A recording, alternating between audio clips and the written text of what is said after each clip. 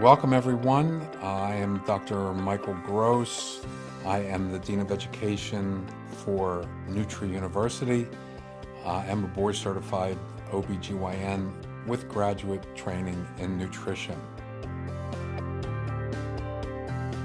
Inflammation affects everything at the cellular level. So we're made up of many cells that create ourselves. We are an organism, a multicellular organism. So in terms of inflammation at the cellular level, we are creating a cell which has an impermeable membrane, which means that nutrients, drugs, oxygen, waste products don't get in or out of the cell easily. This is the most fundamental basis of the science of inflammation, which is cell membrane permeability. Imagine if I could create a cell membrane which was more permeable. Nutrients would get in easier. Waste products would get out easier. Doses of meds would be less. So I'm sure that everyone listening can connect the dots and understand that if our cells were less inflamed, whatever we were eating or whatever meds we were taking would get to the target much more readily. If we don't deal with inflammation, then we may start out in a certain organ with a particular manifestation of an illness. Okay, I have a red, itchy eye. I got something in my eye. I'm allergic to something and so forth. So I've got dry eye, red eye. That is a triggering mechanism that may be from a tissue insult and so forth. But what about folks who, out of nowhere, wind up with an allergy, or they wind up with diabetes or obesity? Could that be another manifestation of inflammation or the lack of certain things in food? You bet. Because every one of those things that I described just now also has an itis component attached to it. People that have cardiovascular disease have vasculitis. People who are obese have a zillion forms of itises. The most common one is arthritis. Their joints get inflamed, and everyone knows the outcomes there. Long-term pain meds, perhaps a joint replacement and so forth. These things certainly could be dealt with through nutritional therapy, reducing the need for so many invasive procedures and for so many meds. What happens is, in the body, there are what are called essential fatty acids. They're fatty acids that our bodies cannot make. We need to get them from other sources, okay? And if we don't get them, we are destined to become chronically inflamed, because they do help with that process. Our bodies create multiple different omega fatty acids, these fatty acids that go into either a non-inflammatory pathway, anti-inflammatory, or inflammatory. And the primary anti-inflammatory are what are called omega-3 fatty acids. The primary inflammatory ones are called omega-6. And unfortunately, the diet in America is very heavily weighted to omega-6 fatty acids. And so when you're looking at the scales of omega-3 versus omega-6, we're tilted towards the omega-6. So we are eating an inflammatory diet. Let's rebundle the omega-6s and 3s now by order of occurrence in our food sources. Vegetable oils, processed foods, corn-fed cattle, farm-raised fish, and so forth. Those are order of occurrences for omega-6s and omega-3s, plants, nuts, and fish. Now, we need these things because they are part of the inflammatory equation. Without inflammation, we do not heal. Inflammation, like any other biochemical process in our body, needs to start and then it needs to stop. Unfortunately, if our diet is predominantly pro-inflammatory, that inflammatory mechanism which is triggered may never be turned off. And that is a consequence of the lack of omega-3s for anti-inflammatory benefit in our food to put out that fire. So without those omega-3s on a daily, regular, consistent basis in the right dose and form, that fire, which may be triggered by a tissue injury or a genetic predisposition or whatever at a location, a receptor or a target, that fire will continue to burn throughout a lifetime and wind up everywhere. What are the sources of omega-3s? Well, I just told you plants, nuts, and fish, but plants and nuts are not efficient sources of anti-inflammatory omega-3. Only EPA and DHA has efficient biochemical anti-inflammatory benefit for us. Here is the inflammatory cascade that we all got in our biochemistry or pharmacology training, starting with whatever form of tissue injury that we can think of, and down it goes. Think of it as a flow of water that goes downstream, and identify the fact that arachidonic acid is an omega-6. Without that, the inflammatory process does not proceed. We do not heal and we die. So we need this, and we also need it to be turned off. But let's just go down the flow and recognize that when your patient appears in front of you with all those symptoms and signs, pain, redness, swelling, inflammation, burning, this is a result of the inflammatory mediators that have been released as a consequence of this equation.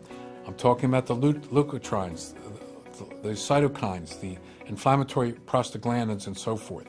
So this is when most physicians intervene with our wonderful pharmaceutical agents, and these agents work as blocking agents. That's universally true, and they are wonderful, especially when they're used as intended. COX-2 inhibitors were introduced a number of years ago, wonderful for pain relief, wonderful used as directed, which was for short-term symptomatic relief of pain.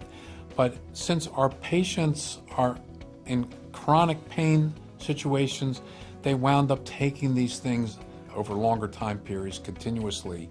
And then we started to see a distortion of the risk-benefit ratio manifested in the terms of the COX-2 inhibitors, which we know as Vioxx, Bextra, and now presently Celebrex. That long-term continuous use of these agents resulted in elevated blood pressure, strokes, heart attacks, and death. That said, please use these as indicated, which is for short-term symptomatic relief. Here is the anti-inflammatory pathway that I want to activate through a nutritional approach. This pathway is as real. The inflammatory pathway that I showed you, activated by EPA and DHA, cascading down to form two groups of anti-inflammatory mediators known as resolvins and protectins. The resolvins, wonderful pain relievers. Protectins, immune system modulators, activated by EPA and DHA. Recognize that these two families of anti-inflammatory mediators are activated by EPA and DHA.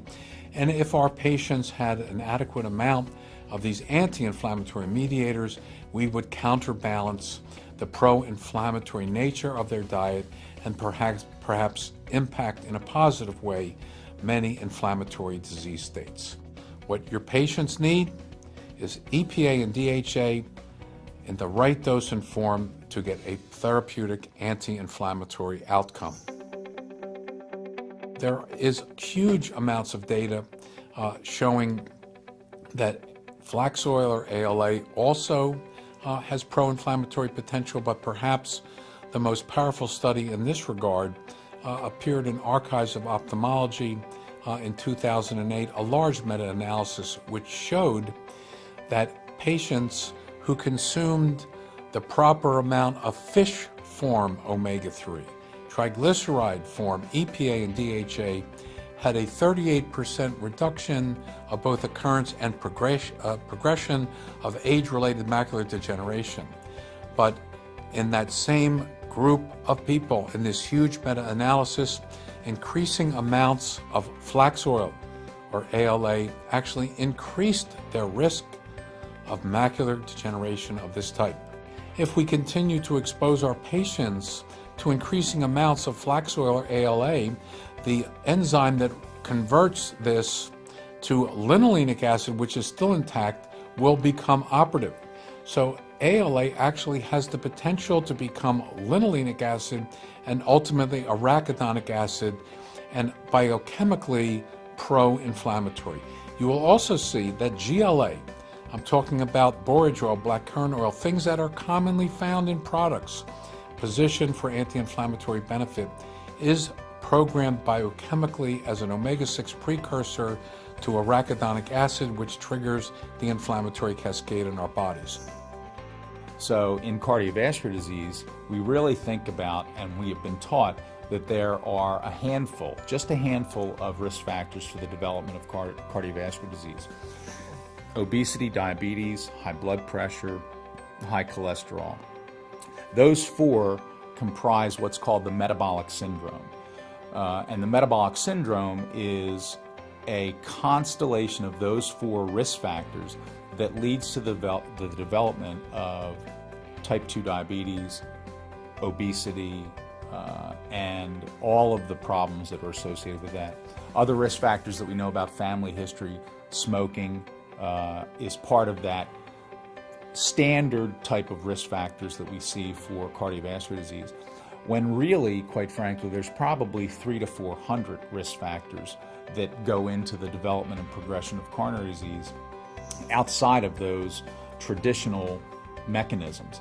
And we know from those traditional mechanisms that we really have not done a great job from a cardiovascular perspective in reducing mortality. Now, early on, people, prior to the advent of balloons and stents and bypass surgeries, people were dying of their disease in the spectrum of the disease, meaning either an acute heart attack or end-stage heart failure. We've done a really good job at preventing and treating acute heart attacks. What we haven't done over time is reduce mortality overall from heart disease, because people are living longer, they're sustained with procedures and surgeries and drugs. How can we start changing that?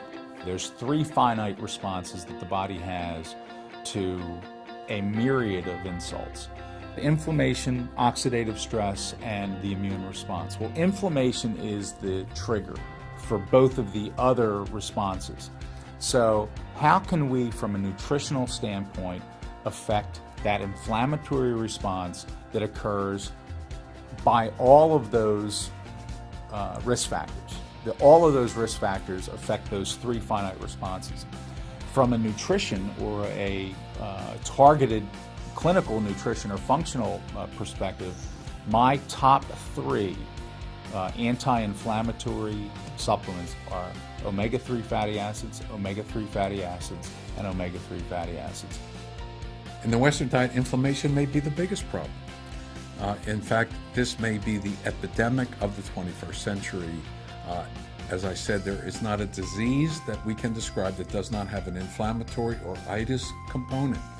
So medicine that is Western-based usually is targeted at a disease at the symptomatic level. This is what pharmaceuticals are about and what most of our therapies are about. That is fine for symptoms, but we're hesitant to talk about cures. This is where nutritional therapy and lifestyle management comes into play. And that old adage, an ounce of prevention is worth a pound of cure, needs to be regarded now if we're ever going to be a population that ultimately is healthy.